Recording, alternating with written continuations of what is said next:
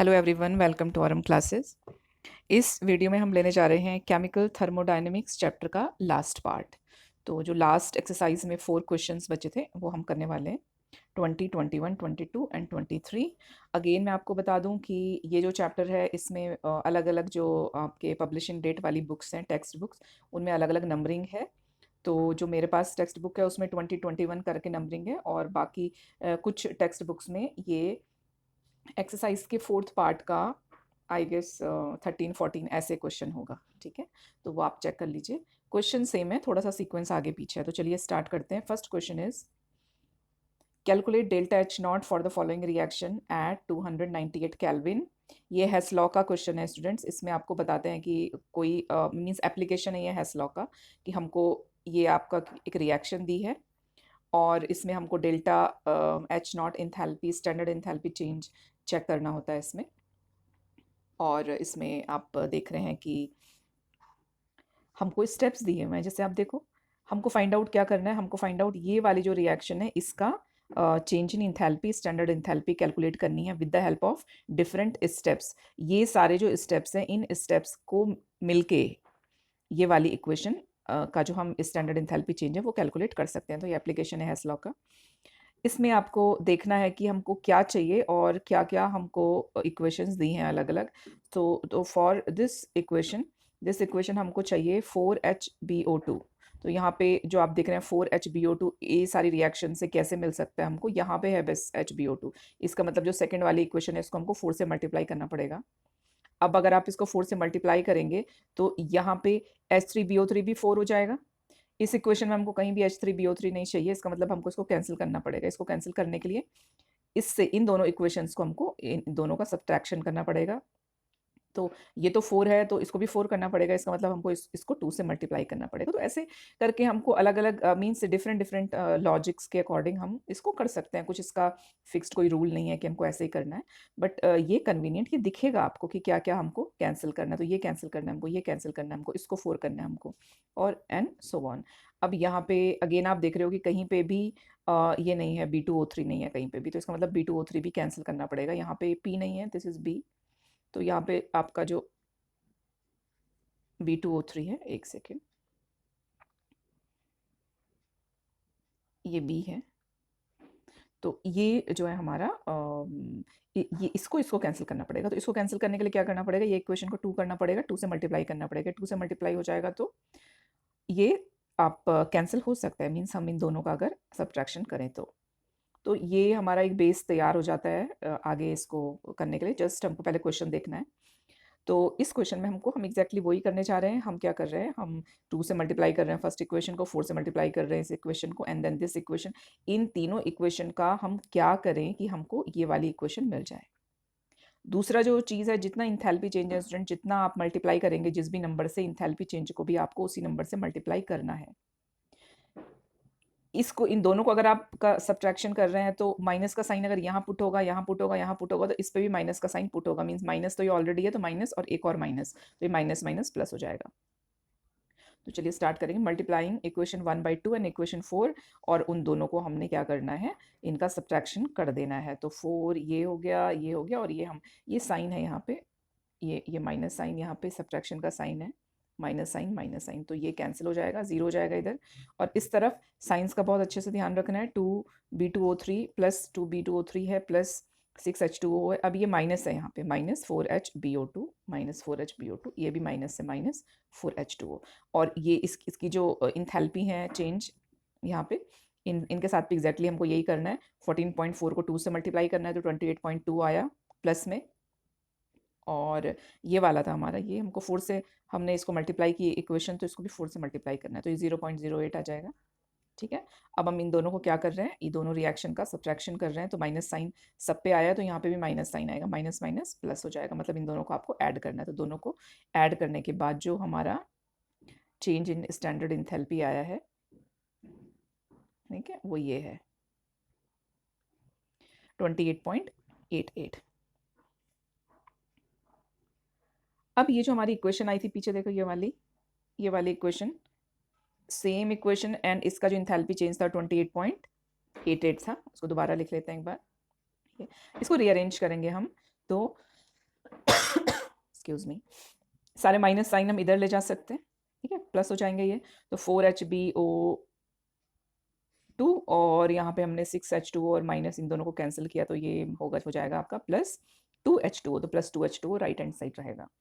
तो ये जो इक्वेशन थी, ये इक्वेशन का हमारा इंथैल्पी ऑफ रिएक्शन कितना आया था, 28.88 किलो जूल पर मोल आया था। अब हम क्या करने वाले हैं, हम ये रिएक्शन को रिवर्स करने वाले हैं, क्योंकि हमको 4HbO2 रिएक्शन में राइट हैंड साइड चाहिए, अगर आपको याद होगा राइट हैंड साइड है ये, तो हमने रिवर्स किया। अगेन हमको ये ध्यान रखना है कि वाइल रिवर्सिंग इसका भी साइन रिवर्स हो जाएगा, तो यहाँ पे पॉजिटिव है तो ये नेगेटिव हो जाएगा। तो चलिए रिवर्स कर दिया इसको, रिवर्स किया एंड रिवर्स किया, ये आपका नेगेटिव रहेगा। अब ये जो इक्वेशन है हमारी, इस इक्वेशन को और जो थर्ड इक्वेशन है, इन दोनों इक्वेशन को हम क्या कर रहे हैं, ऐड कर रहे हैं। अब ऐड करना है या सब्ट्रैक्शन करना है, ये डिपेंड करता है फाइनल इक्वेशन हमको क्या चाहिए। तो इस केस में ये दोनों ऑपोजिट साइड है, इन्होंने कैंसिल हो जाना है, ये दोनों ऑपोजिट साइड है, कैंसिल हो जाना है, इसका मतलब हम ऐड ही करेंगे। तो ये दोनों आपने कैंसिल किया, ये दोनों कैंसिल किया, यहाँ बस H2O बचेगा, तो ये हमारी फाइनल इक्वेशन बचेगी। अब हम दो इक्वेशन को ऐड कर रहे हैं, इसका मतलब इन दोनों को भी हमको ऐड करना है। तो ये माइनस है, ये प्लस है, ये इनका सब्ट्रैक्शन हो जाएगा, और ये आपका ये जो रिएक्शन है हमारी, इसमें आपका जो स्टैंडर्ड इंथैल्पी ऑफ रिएक्शन है, change in standard enthalpy of reaction, उसका वैल्यू माइनस में आ रहा है, मीन्स एक्सोथर्मिक है रिएक्शन ये।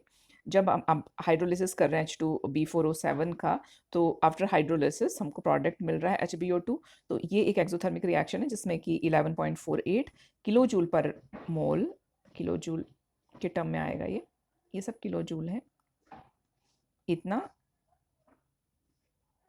हीट आपकी रिलीज होगी during the reaction. 21st question, calculate the total heat required. ए है इसमें to melt 180 gram of ice at 0 degree Celsius, तो 0 डिग्री सेल्सियस पे हमको मेल्ट करना है 180 ग्राम आइस को, और लिक्विड जब बनेगा तो वो 0 डिग्री पे ही रहेगा, मतलब 0 डिग्री पे ही दोनों फिजिकल स्टेट चेंज हो रहा है, लेटेंट हीट है कितनी, तो वो कैलकुलेट करना है यहाँ पे।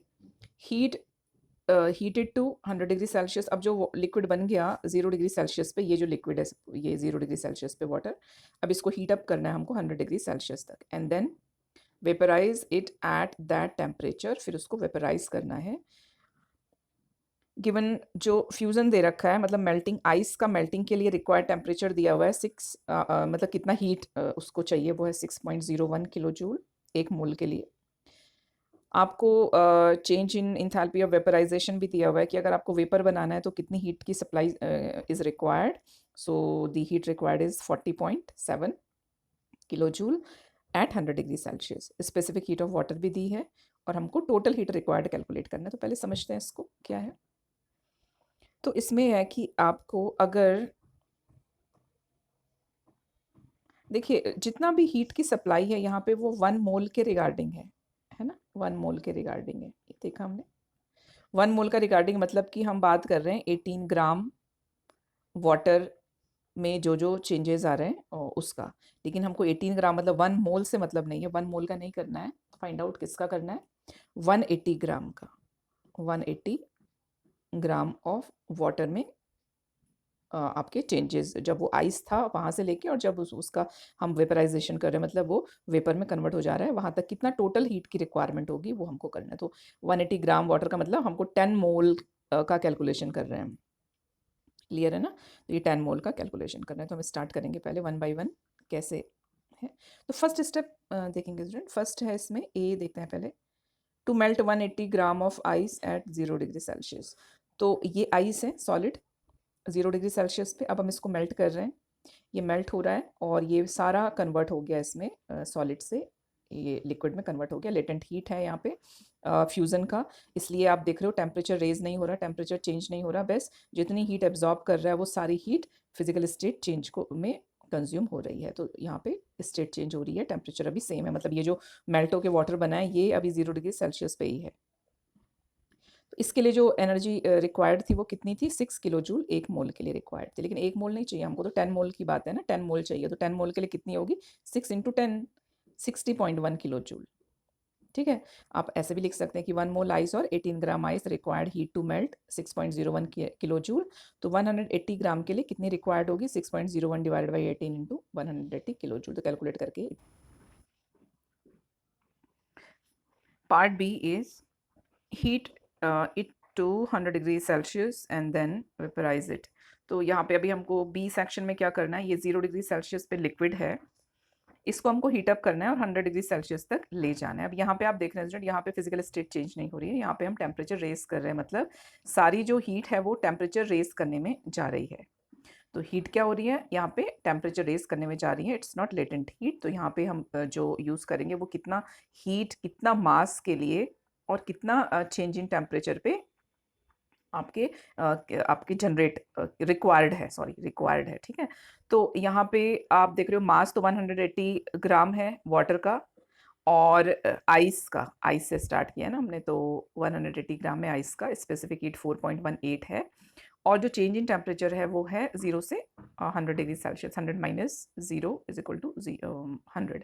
तो यहाँ पे ये कैलकुलेट करेंगे, इसका 0 इधर ले आई मैं तो 10 की पावर 3 हो गया, दोनों को मल्टीप्लाई किया तो हमको ये हमारा किलो जूल के लिए हो जाएगा, जो भी वैल्यू आएगी कैलकुलेट करके वो 75.24 kg।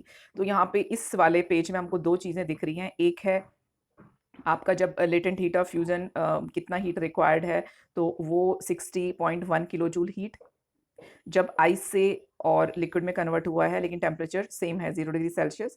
नेक्स्ट जो स्टेप है उसमें heat required 75.24 kilo joule calculate होके आया, इस केस में था 0 डिग्री से हमको टेम्परेचर को इंक्रीज किया हमने 100 डिग्री सेल्सियस तक। अभी जो नेक्स्ट स्टेप है स्टूडेंट, नेक्स्ट देखते हैं सी वाला। तो जो सी सेक्शन है, सी सेक्शन में क्या कर रहे हैं हम, सी सेक्शन में वेपराइज इट एट टेम्परेचर, सी में है हमारा आइस जो है उसको हम वेपराइज का मतलब है आइस लिक्विड से आपका 0 डिग्री सेल्सियस पे लिक्विड बना, फिर उसके बाद 0 डिग्री सेल्सियस लिक्विड से 100 डिग्री सेल्सियस पे हम लिक्विड को लाए, लेकिन अभी ये लिक्विड है 100 डिग्री सेल्सियस पे, अभी लिक्विड है। नाउ लेटेंट हीट यहाँ से ये आपका फिजिकल स्टेट चेंज करने के लिए हीट यहाँ पे रिक्वायर्ड होगी, ना कि टेम्परेचर चेंज करने के लिए। तो हमको 100 डिग्री सेल्सियस पे यहाँ पे देखना है जो आपका चेंज इन वेपराइजेशन है, इंथैल्पी चेंज इन वेपराइजेशन। इसमें भी अगेन सेम होगा कि 80 ग्राम मतलब 1 मोल वाटर को कितना रिक्वायरमेंट होता है, this value is given 40.7 kilo joule की रिक्वायरमेंट होती है 1 मोल वाटर को, 1 मोल मतलब 18 ग्राम को, तो 180 ग्राम को कितनी होगी, 10 से मल्टीप्लाई कर देंगे, 407 किलो जूल।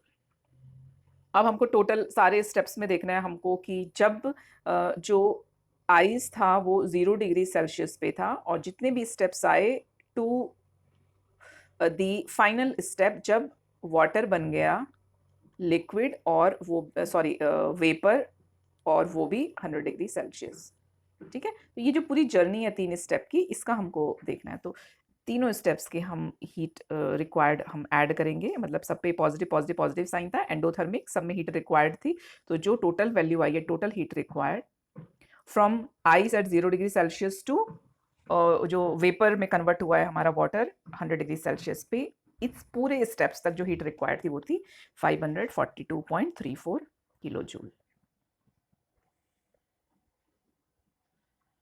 22nd क्वेश्चन देखेंगे, इंथैल्पी चेंज फॉर रिएक्शन। यहाँ पे ये आपकी रिएक्शन दी है, यहाँ पे इथीन का हाइड्रोजनेशन हो रहा है, ये इथेन बन रहा है, इसका जो चेंज इन इंथैल्पी है वो है -620 joule.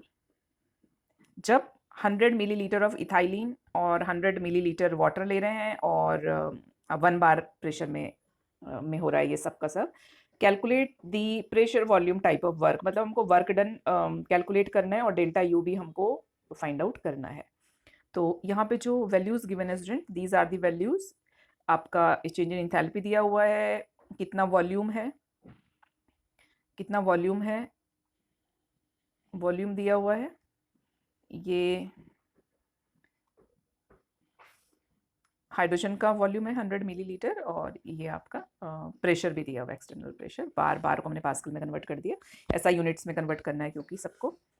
According to reaction, this is the reaction, तो ये रिएक्शन है 1 मोल बनाता है आपका 1 मोल, तो अगेन ये हो जाएगा 100 ml बनाएगा 100 ml ethane, 100 ml and 100 ml, this is V1। ये जब इनिशियली रिएक्टेंट्स थे, जब इन्होंने रिएक्ट करना स्टार्ट नहीं किया था, तो जो वॉल्यूम था हमारे पास वो था 100 + 100 ml is equal to 200 ml, और इसको लीटर में कन्वर्ट कर देंगे, लीटर में हो जाएगा 200 × 10⁻³ लीटर, ठीक है, इतना लीटर में कन्वर्ट हो गया, ये V1 है हमारा, और V1 को हम लीटर डेसीमीटर क्यूब के इक्विवेलेंट होता है। तो यहाँ पे ये हो जाएगा, यहाँ पे 2020 कैंसिल हो जाएगा, 0.2 हो जाएगा, ये 0.2 decimetre cube. Same for V2। और फाइनल वॉल्यूम, अभी सारे रिएक्टेंट कंज्यूम हो गए, फाइनली हमको कितना वॉल्यूम मिला है, 100 ml वॉल्यूम मिला है। तो final 100 ml means 100 × 10⁻³ decimetre cube, और ये कन्वर्ट हो गया हमारा। तो V1 है 0.2 डेसीमीटर क्यूब, V2 है 0.1 डेसीमीटर क्यूब।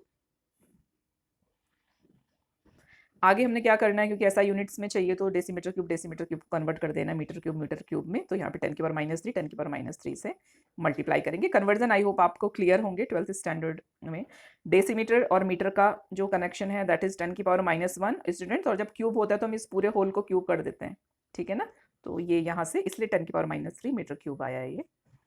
तो ये वॉल्यूम्स हो गए। अब हम जो फार्मूला अप्लाई करेंगे, this is the formula work done का, प्रेशर वॉल्यूम वर्क डन का। एक्सटर्नल प्रेशर है -10⁵ बार पास्कल इंटू V2 0.1 × 10⁻³ है, माइनस जो V1 है वो है 0.2 × 10⁻³ दोनों को माइनस करके वैल्यू आई है हमारी माइनस साइन के साथ, क्योंकि यहाँ पे माइनस साइन है, माइनस साइन के साथ 0.1 ×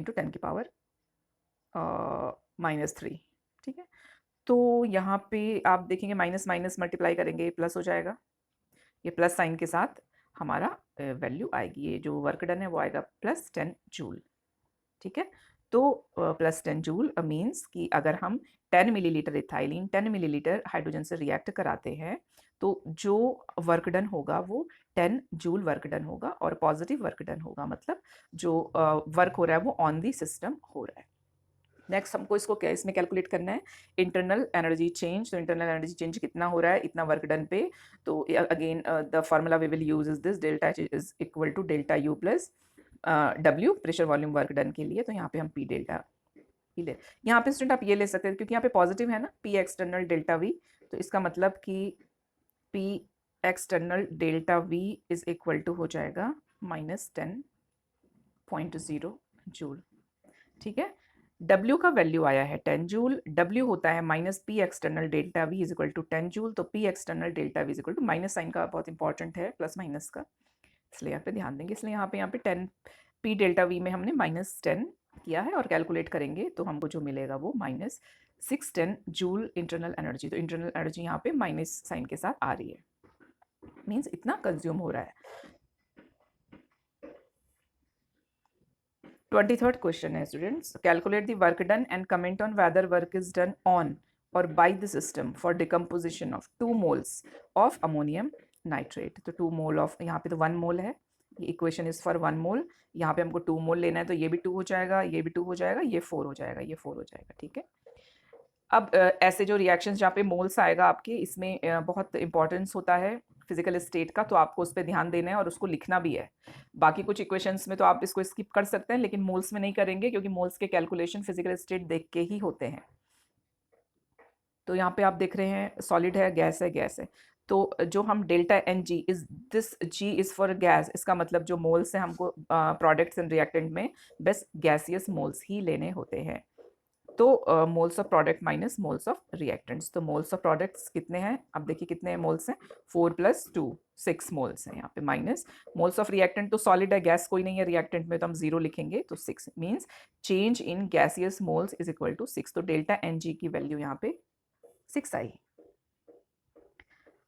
अब वर्क का फॉर्मूला हमको मालूम है, P is equal to minus pressure volume work का, तो PV is equal to NRT। तो ये NRT वहीं से आता है, यहाँ पे चेंज इन मोल्स होता है, चेंज इन वॉल्यूम है, गैसेस आपके जो रिएक्टेंट एंड प्रोडक्ट हैं, यहाँ पे चेंज इन मोल्स। तो चेंज इन मोल्स 6 है, R का वैल्यू 8.314, यहाँ पे यूनिट्स लिखना है, आप यूनिट्स लिख सकते हैं यहाँ पे।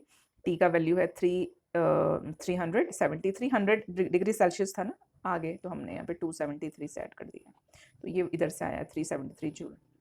तो ये 373 केल्विन, और ये कैलकुलेट करके पूरा ये जूल आएगा। तो ये हमने किया स्टूडेंट्स, इन दोनों को मल्टीप्लाई किया है, इतना आया है। मैंने यहाँ पे राउंड अप करके कैलकुलेशन किया है, ये 49.87 है ना, तो 87 से ये 9 हो जाएगा, मतलब ये 49.9 हो जाएगा। 49.9 को आप 50 लिख सकते हो, 50 से मैंने मीन्स 5 से मैंने यहाँ पे मल्टीप्लाई कर दिया, और ये 50 का 5 का 0 यहाँ पे आ गया, और हमारा जो आंसर आएगा स्लाइटली डिफरेंट आ रहा है। आपका आंसर जो बुक में एग्जैक्ट अगर आप राउंड अप नहीं करते हैं तो 18.61 है, हमारा 18.65 आ रहा है, तो इतना चलता है, कोई प्रॉब्लम नहीं है।